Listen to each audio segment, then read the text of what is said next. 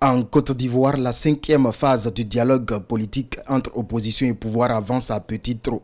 En effet, démarré le 16 décembre 2021, ce dialogue s'est enlisé avant d'être relancé le 20 janvier 2022 et a marqué une fois encore un nouvel arrêt pour reprendre de plus belle le 14 février 2022. Date prémonitoire pour favoriser l'entente. En tout cas, les participants ne filaient jusqu'ici pas le grand amour. Plusieurs soucis sont à l'origine de cette évolution en dents de scie du dialogue politique. Il s'agit entre autres du désaccord entre pouvoir et opposition sur la durée et les termes de référence du dialogue et d'éventuelles poursuites judiciaires contre des membres de l'opposition. Il a donc fallu 2 mois pour aplanir certains différends pour entrer désormais dans le vif du sujet à la grande satisfaction de la classe politique ivoirienne. La reprise de ce dialogue, c'est une bonne chose. Si le dialogue direct aboutit et dans le bon sens, je pense que c'est les Ivoiriens qui sortiront heureux parce qu'il y a longtemps que nous sommes dans une situation de ni paix ni guerre. Toute la Côte d'Ivoire regarde la classe politique.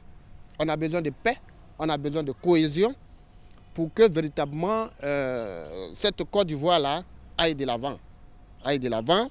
La libération de tous les prisonniers politiques et militaires, le retour au pays de Charles Blé Goudé, de Guillaume Soro et de tous les exilés, la recomposition de la commission électorale indépendante, la révision de la liste et du code électoral, la refonte du Conseil constitutionnel, la réconciliation nationale. Bref, aucun sujet n'est désormais tabou lors de la phase active du dialogue entamé le 14 février 2022. Ce sont même au total 85 thèmes répartis en 5 grands groupes qui sont au cœur des discussions. Personne n'a le monopole de ce pays, que ce soit le parti au pouvoir et que ce soit l'opposition. Tout le monde a intérêt à ce que le pays parte de l'avant. Alors, quand on va à un dialogue politique, on fait des concessions.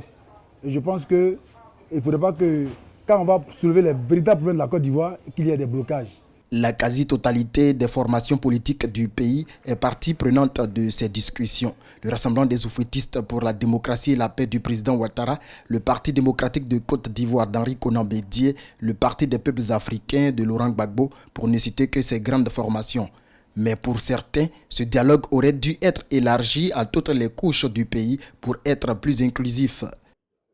Cette situation de dialogue doit commencer par les villages, les hameaux, les cantons, jusqu'à ce qu'on arrive au niveau des sommets de l'État. Donc la base doit être associée. Des observateurs préconisent même un forum ou une conférence nationale, voire des assises nationales pour discuter et vider définitivement tous les contentieux à l'origine des crises à répétition que connaît le pays depuis plus de 30 ans, pourvu que cette fois, soit la bonne que l'amour règne enfin dans les cœurs.